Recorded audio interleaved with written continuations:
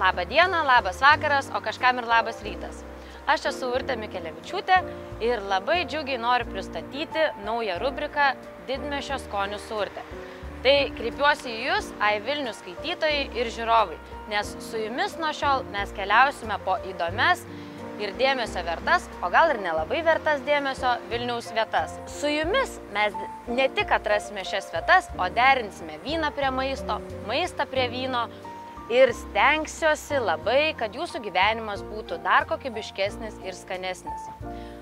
Toks ir mano devizas – už kokybišką gyvenimą. Tad nuo šiol kviečiu sekti naujienas, mano rubriką ir pasimatysime naujose skaniuose atradimuose.